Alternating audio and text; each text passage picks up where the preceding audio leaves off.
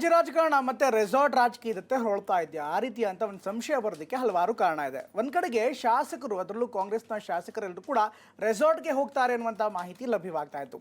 ಇದ್ರ ಜೊತೆಗೆ ಈಗ 35ಕ್ಕೂ ಅಧಿಕ ಶಾಸಕರು ವಿದೇಶಕ್ಕೆ ಹಾರೋದಕ್ಕೆ ಸಜ್ಜಾಗ್ತಾ ಇದ್ದಾರೆ. ಅವರೆಲ್ಲರೂ ಕೂಡ ಸಿದ್ದರಾಮಯ್ಯ ಬಂದವರ ಅಥವಾ ಇನ್ನಿತರರು ಕೂಡ ಇದ್ದಾರೆ. ಎಲ್ಲ ಲೆಕ್ಕಾಚಾರಗಳು ಕಾಂಗ್ರೆಸ್ ಮನೆಯಲ್ಲಿ ತುಂಬ ಜೋರಾಗಿ ಕೇಳಿಬರ್ತಾ ಇದೆ. ಈಗ ಶಾಸಕರ ವಿದೇಶಿ ಪ್ರವಾಸ ಇವತ್ತಿನ ರಾಜ್ಯ ರಾಜಕಾರಣದ ಹೈಲೈಟ್ ಆಗಿತ್ತು. ಹಾಗಾದರೆ ಕಾಂಗ್ರೆಸ್ ಮನೆಯೊಳಗೆ ಈ ಫಾರಿನ್ ಟ್ರಿಪ್ ರಾಜಕಾರಣ ಯಾವ ರೀತಿ ನಡೀತಾ ಇದೆ ಅನ್ನೋದನ್ನು ತೋರಿಸ್ತೀನಿ ನೋಡಿ ಈ ಸ್ಟೋರಿ.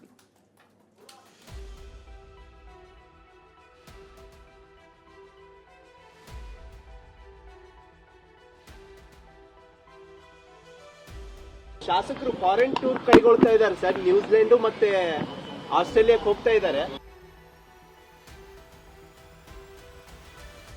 ಸ್ವಂತ ದುಡ್ಡಲ್ಲಿ ಹೋದ್ರೆ ನೀಡಕ್ಕಾಗುತ್ತೆ.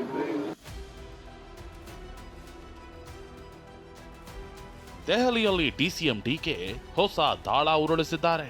ವರಿಷ್ಠರ ಭೇಟಿ, ಕೊಟ್ಟ ಮಾತಿನ ಪ್ರಸ್ತಾಪ ಮೂಲಕ ಒತ್ತಡದ ತಂತ್ರಕ್ಕೆ ಮುಂದಾಗಿದ್ದಾರೆ.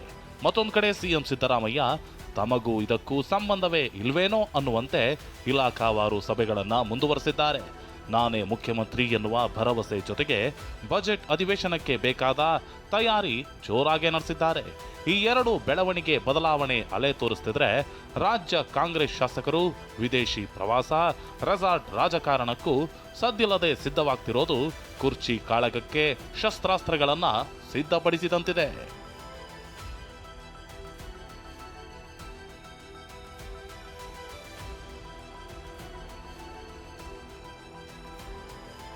ಸಿಎಂ ಸಿದ್ದರಾಮಯ್ಯರ ಆಪ್ತ ಸಚಿವರು ಯಾವುದೇ ಬದಲಾವಣೆ ಆಗಲ್ಲ ಅನ್ನೋ ವಿಶ್ವಾಸದಲ್ಲಿದ್ದಾರೆ.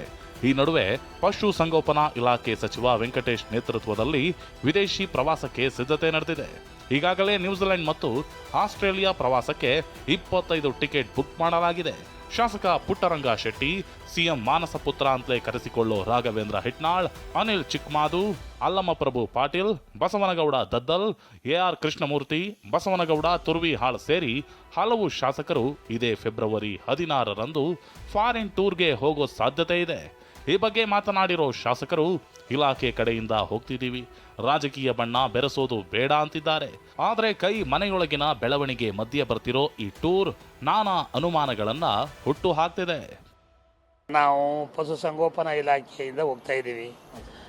ಆಸ್ಟ್ರೇಲಿಯಾ ಮತ್ತು ನ್ಯೂಜಿಲೆಂಡ್ನಲ್ಲಿ ಹೈನುಗಾರಿಕೆ ಹೆಚ್ಚು ಪ್ರಸಿದ್ಧವಾದಂಥ ವರ್ಲ್ಡ್ನಲ್ಲಿ ಒಟ್ಟು ಫೇಮಸ್ ಆಗಿದೆ.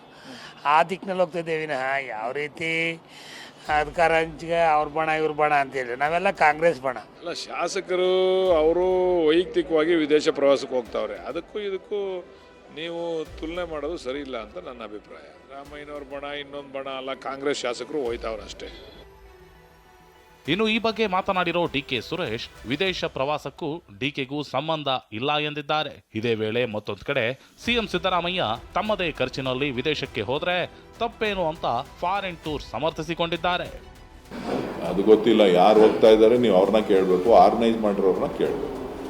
ಡಿ.ಕೆ. ಶಿವಕುಮಾರ್ ಅವ್ರಿಗೂ ಇದಕ್ಕೂ ಯಾವುದೇ ಸಂಬಂಧ ಇಲ್ಲ, ಅಷ್ಟು ಮಾತ್ರ ನಾನು ಸ್ಪಷ್ಟಪಡಿಸ್ತೀನಿ. ಸ್ವಂತ ದುಡ್ಡಲ್ಲಿ ಹೋದ್ರೆ ನೀಡಕ್ಕಾಗುತ್ತೆ. ಅವರು MLAಗಳು MLDಗಳು ಫಾರಿನ್ ಟ್ರಿಪ್ಪು ಅವ್ರ ಸ್ವಂತ ದುಡ್ಡಲ್ಲಿ ಹೋಗ್ತಾ ಇದ್ದಾರೆ.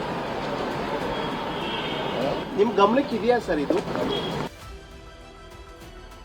ವಿದೇಶಿ ಪ್ರವಾಸದ ಮೂಲಕ ಶಾಸಕರ ವಿಶ್ವಾಸ ಗಟ್ಟಿಗೊಳಿಸಿಕೊಳ್ಳುವ ಲೆಕ್ಕಾಚಾರ ಕೂಡ ಇದರ ಹಿಂದೆ ಇರೋ ಗುಮಾನಿಯನ್ನ ತಳ್ಳಿ ಹಾಕುವಂತಿಲ್ಲ. ಇದಕ್ಕೆ ಕೌಂಟರ್ ಆಗಿ ಮತ್ತೊಂದು ಬಣದ ಶಾಸಕರು ರೆಸಾರ್ಟ್ ಪಾಲಿಟಿಕ್ಸ್ಗೆ ಸಿದ್ಧತೆ ಜೋರಾಗಿ ನಡೆಸಿದ್ದಾರೆ. ಶೀಘ್ರದಲ್ಲೇ ಈ ಬಗ್ಗೆ ಸಭೆ ಮಾಡಿ ಒಂದು ನಿರ್ಧಾರಕ್ಕೆ ಬರೋ ಬಗ್ಗೆಯೂ ಚಿಂತನೆ ನಡೆಸಿದ್ದಾರೆ. ಡಿಕೆ ದೆಹಲಿಯಿಂದ ವಾಪಸ್ ಬಂದ ಬಳಿಕ ಈ ಬೆಳವಣಿಗೆಗೆ ವೇಗ ಸಿಗೋದು ಬಹುತೇಕ ಖಚಿತ. ಕುಟುಂಬ ಕಿತ್ತಾಡಿಕೊಳ್ತಿದೆ ಅಂದ್ರೆ ಬಿಡಿಸೋ ಬದಲು ನೋಡಿ ನಗೋರ ಸಂಖ್ಯೆ ಹೆಚ್ಚಿರುತ್ತದೆ. ನಗೋರಿಗೆ ಕಾಂಗ್ರೆಸ್ ಅವಕಾಶ ಕೊಡ್ತಿದೆ. ವಿದೇಶ ಪ್ರವಾಸದ ನಿರ್ಧಾರ ಈಗ ಯಾಕೆ ಅನ್ನೋ ಪ್ರಶ್ನೆ ಸದ್ಯ ಕೈಮನೆಯ ಗೊಂದಲಕ್ಕೆ ತುಪ್ಪ ಸುರಿಯುತ್ತಿದೆ. 25ಕ್ಕೂ ಹೆಚ್ಚು ಶಾಸಕರು ಫಾರಿನ್ ಟೂರ್ ಮಾಡ್ತಿರೋದು, ಬೇರೆಯದ್ದೇ ಸಂದೇಶ ಕೊಡ್ತಿರೋದು ಸುಳ್ಳಲ್ಲ. ಹರೀಶ್, ಸುನಿಲ್ ಜೊತೆ ಪ್ರಸನ್ನ ಗೌಂಕರ್, TV9 ಬೆಂಗಳೂರು.